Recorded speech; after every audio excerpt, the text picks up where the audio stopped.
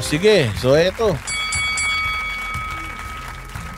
Ito mga bossing, pakinggan naman natin yung patungkol dyan. Sana pumayag sila na video kasi sabi nga ni Pastor Kibuloy, papayag siya basta via Zoom, okay lang yan. Gusto na rin niyang sumagot. Kasi sabi nga kaya hindi pa yan binibitawan ni Risa Ontiveros kasi hindi pa niya nabababoy si Pastor. Alam naman ni Risa Ontiveros na yung mga ebidensya nung hawak, yung mga testimonya nung kanyang mga testigo dyan, alam naman nila na pagdating sa korte, lusaw yan Because again, ang korte po ay nagbabase sa ebidensya. Hard evidence, science, o mga talagang ebidensya na kumbaga beyond reasonable doubt. Paano kung halimbawa ni-rape mo ko kailan? 10 years ago. So paano natin patutunayan yun? Wala ka mang medical legal. Tapos nakailang boyfriend ka na. So paano maniniwala na 10 years ago ni-rape kita? Paano mo patutunayan yun? Wala tayong text, wala tayong video, wala tayong selfie dalawang magkasama na nakahubot-hubad tayo. Paano mo nalaman? Paano nangyari yun? Diba? So kalaunan, mawawalan din yan. Kasi sa korte patas, kaya nga ayaw dalhin doon ni Risa Ontiveros kasi patas doon because sabi nga ng mga abogado ni Pastor Kibuloy, we will destroy them in court. Kasi nga, when you are, di ba sinabi ko na to sa inyo dati at inulit lang to ni Pastor, kung meron kang 100 ebidensya at isa doon nagsinungaling ka sa ebidensya na yun, maniwala kayo sa hindi, tapos na boxing. Wala na, lahat ng ebidensya mo, pati yung kaso mo, dismiss na yan. Tapos napatunayan na sinungaling ka. Ang problema, kapag ikay nagsisinungaling, kahit kano ka kagaling, mahuhuli at mahuhuli ka. Bakit? Kasi nga nagsisinungaling ka. Pero kung ikaw naman ay iminamali, pero wala kang kasalanan at hindi ka sinungaling kahit anong babatikos nila sa'yo, wala silang makikitang ebidensya. Bakit? Kasi nga, malinis kang tao, nagsasabi ka ng totoo. Ngayon, sabi ni Senator Padilla dahil hindi siya nanalo yung mga pirma hindi niya nakumpleto. So ngayon, sabi niya baka naman pwede via virtual attendance na lang. Tingnan natin kung papayag si Risa Ontiveros kasi marami naman siyang mga resource person na mga nasa ibang bansa na naka-virtual lang So ano na naman kaya idadahilan dito ni Risa Ontiveros kung sakali mag-request ng ng virtual si Pastor? Umapila si Senator Robin Padilla kay Hontiveros na payagan ang virtual attendance ni Pastor Apollo C. Kibuloy. Bukas naman dito ang ilang miyembro ng kanyang komite. Narito ang balita ni Troy Gomez. Yung akin lang. Umapila si Senator Robin Padilla sa isang komite sa Senado na payagan si Pastor Apollo C. Kibuloy ng The Kingdom of Jesus Christ na umattend sa pagdinig online. Ito ay sa kabila ng pahayag ni Risa Ontiveros na mas pipiliin niyang personal na umattend ang buting pastor sa investigasyon ng Committee on Women and Children para sagutin ang mga paratang sa kanya. Sa isang interview ay binanggit ni Robin na maging ang mga kasamahan nitong senador na sina Lito Lapid, J.V. Ejercito at Nancy Binay ay bukas para sa isang virtual attendance.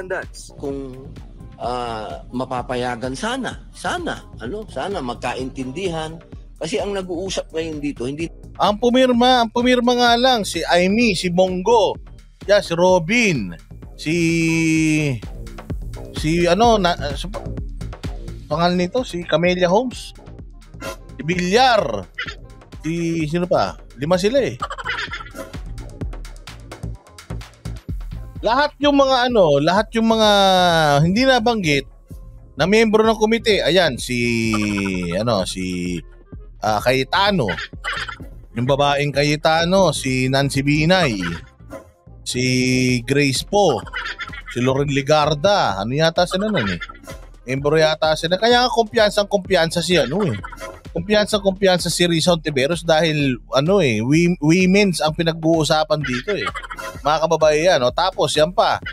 Yung anak ni Villar, si Mark Villar dapat alam ko miyembro din yata niyan. So yung nanay ni Mark Villar pumoto pero yung anak hindi. Ang ina niyan. Hindi, yung babaeng yung babaeng Cayetano to, yung bagong Senate Blue Ribbon Committee Chair na si Madam Pia Cayetano.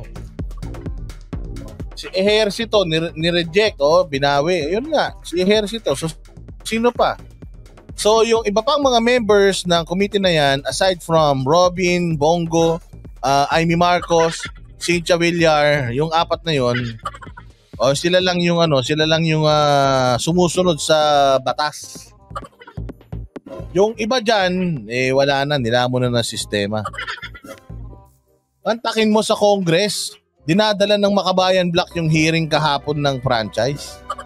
Pati si PRD na walang kamalay-malay puta pinatatawag nila dyan. Ganon sila kabobo talaga. Wala pa isang linggo simula nung tinanggap ni PRD yung pagiging administrador ng mga ari-arian nila pastor ng Kingdom of Jesus Christ. Animal na yan.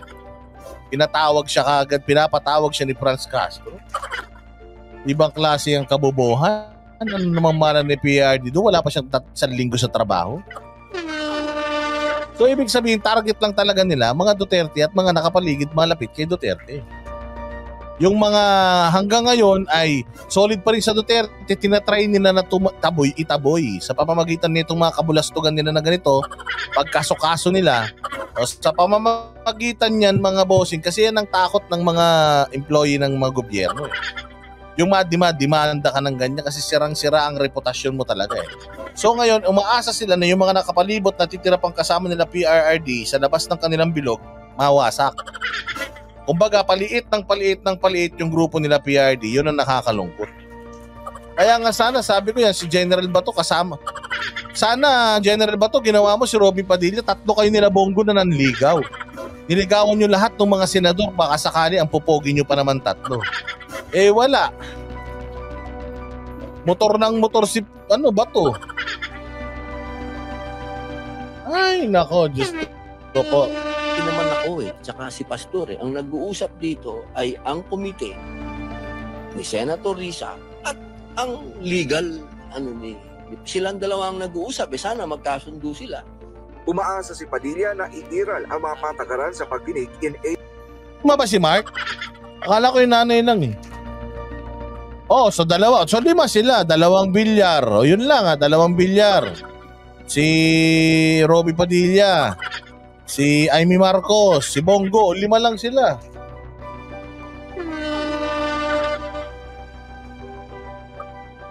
So yun nga, yung mga chicks, yung mga babae. Wala yun na, Diyos ko po. Cynthia, Mark, Bongo. Amy, Cynthia, Mark, Bongo. So 4, 5 nga sila. Of legislation kahit virtual ang attendance. Kukit anya ay dapat magkausap na ang panig ni Hontiveros at Pastor Apollo. Pinunari ni Padilla ang sinabi ni Hontiveros na hindi pwedeng irason ang medical at security reason sa pagdinig. Pagka sinabing medical, hindi tatanggapin. Kapag sinabing security, meron naman. Yung mga pwede bang sabihin ng isang iba, nagpa-showcase kayo. Tapos punyeta to si Hontiveros. Prematurely, sinasabi niya na hindi niya tatanggapin yung medical. Kasi lahat naman gas na yan. Hindi natin yung mga threat sa buhay. Gas na. Ang ina, hiningan nyo pa ng showcase.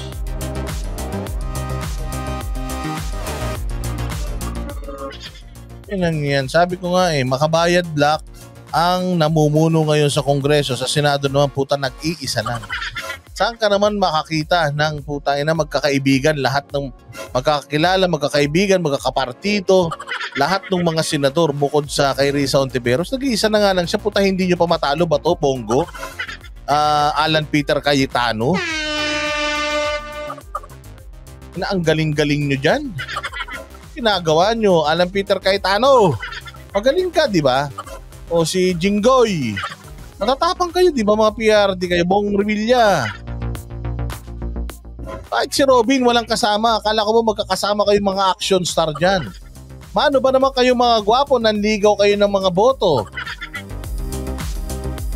Pare-parehas na kayong mga walang silbi. magbibigay ng show cause order. Parang sinabi mo na hindi ito katanggap-tanggap.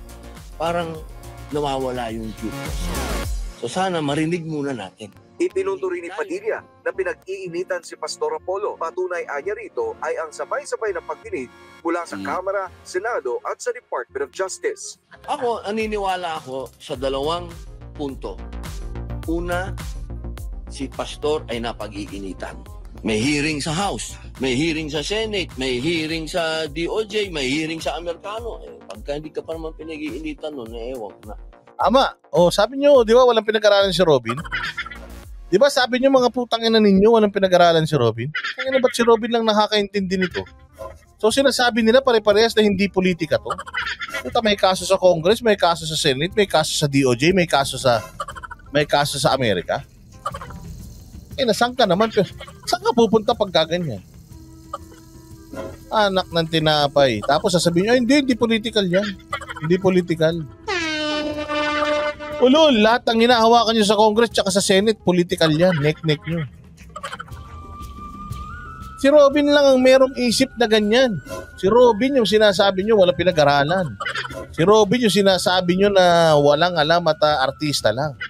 Ayan, isampal nyo sa mukha nyo. Napansin nyo ba yun? Kung hindi nyo napansin yun, bobo kayo. Mas bobo kayo kay Robin. Kasi tinan mo, napansin nga niya 4. May Congress, may Senate. Kung tayo nakakatawa yung sa Congress, hindi talaga siya konektado. Wala talagang konektado sa kanya kasi hindi siya may-ari. So yun talaga ang loko-lokong hearing. Ipako-contempt mo, putya hindi naman siya involved sa kaso. Ang buhay ito. So parang kaibigan ko sumaksak, putay na ako ikukulong mo. Dahil ang kaibigan ko siya, ganun. Hirap na hirap kayo kay PRD sa mga pinagsasabi ni PRD nasan na ang inyong COA report. Puta dahil doon biglang naglutangan yung mga kaso ni Pastor Kibuloy. Animal talaga naman. Marami sa inyo mga congressman, putya. Mga senador, talagang humingi kayo ng basbas kay Pastor Kibuloy. Asan na kayo ngayon? Kawawa naman yung tao. Mantakin mo Inaasahan ni Pastor Kibuloy at ni PRRD na kayong mga kasamahan niya dyan sa Senado yung magtatanggol sa kanila. Kaya kayong lahat dyan na mga senador na mga alyado ni PRD nung malakas pa siya. Nung mga nanalo na kayo dahil kay PRRD, putya hindi na kayo maramdaman ni PRD. Kanino lumapit si Pastor Kibuloy tsaka si PRD? Sa mga vloggers. Bakit? Kasi putya wala nang tumutulong sa kanila, at least man lang yung mga vloggers kahit papaano kung wala ka namang ginagawang masama sa buhay mo dito, wala ka namang itinatagong baho dyan. Kasi tingnan mo kung totoong may tinatagong baho si Pastor, hindi yun mag-iimbita ng vlogger. Alam naman niya yung vlogger, putya kahit bawal i-video, binibidyo niya. Yun ang buhay namin pag bibidyo Pag nakita ko si Pastor na merong tinga na dahon ng malunggay, sa bibig niya ibibidyo ko yan. Hindi kami iimbitahin doon kung meron silang itinatagong baho. Dahil una nga sa lahat ng lugar doon sa kingdom na hindi pa napupuntahan ng mga miyembro mismo, napuntahan na namin, di naman kami miyembro. Diba? So sana hindi kami nagpunta ron. Kung may tinatago sila, di sana hindi kami pinapunta ron. Yeah, pero hindi. Inimbita kami, bayaan nyo sila. Kung saan nila gusto magpunta sila. Lahat ng properties ko, papuntahan nyo yung hotel ko sa Samal Island. Mag-jet ski sila doon, punta sila ng Glory Mountain. Tingnan nila kung may baril doon, pumunta sila ng Prayer Mountain. Tingnan mo kung may nagaganap na rape-rapean doon. Punta sila dito sa dito sa Kingdom. Tingnan nila kung may anong tawag dito, ginugulpi dito. Hindi nila maintindihan ng mga bobong isip yun Basta lang sila makapag-akusa. O kaya sa nalalapit na eleksyon, tandaan ninyo yan. Yung mga dapat kaalyado ni PRD na tumutulong sa kanila, wala na sila ngayon mga bossing. Puro na sila mga papogi. Iboto nyo na yan sila Sal Panelo. Boto nyo na yung mga yan para talagang may magtanggol kay PRRD. Si Sal Panelo kahit minsan hindi iniwanan si PRRD niyan. Bukod sa pinag-iinitan, sinabi rin ng senador na totoong may banta sa seguridad ang KOJC leader, partikular na mula sa mga rebelding komunista. Sabi nito, Sabi ni Lamon, walang kinalaman si BBM sa issue ni Pas. Wala naman talaga eh. Wala ba't sinadamay nyo si Pas ni BBM dyan? Glinda Agbayani, good morning in California. Thank you very much for watching. Glinda ba yan? Agbayani. Isa ang bayani. Hindi naman to patungkol kay Marcos. Hindi to patungkol kay Marcos. Hindi natin alam kung anong partisipasyon niya dito, pero ang punot dulo nito si Tambaluslos. Si Tambaluslos, kasi tingnan nyo naman, house, lower and upper house yung kumakana sa mga Duterte, mga bossing. So hindi natin alam kung hanggang saan yung nalalaman ng Malacanang tungkol dyan, but I'm sure with the separation of kasi magkakaiba sila eh, equal body sila eh, ibig sabihin pare-parehas sila ng kapangyarihan. Hindi natin alam kung hanggang saan ang nalalaman ng ating presidente dito sa issue na to, but wala naman tayo naririnig ng mga salita, mga sagot, mga patutsyada eh. Para sa Diyos at sa Pilipinas kung... Yan, diba? Palakpakan. So, again, Pastor Quiboloy is 70 plus years old na. May edad na yan si Pastor Quiboloy, mga bossing. Kaya, ewan natin. But then again, sabi nga ni Pastor, we are ready to face the case dito sa korte. Sa korte lang. Pakinggan ninyo yung abuse of authority di umano ng Congress dito sa hearing na ginanap kahapon. Ang issue na naman.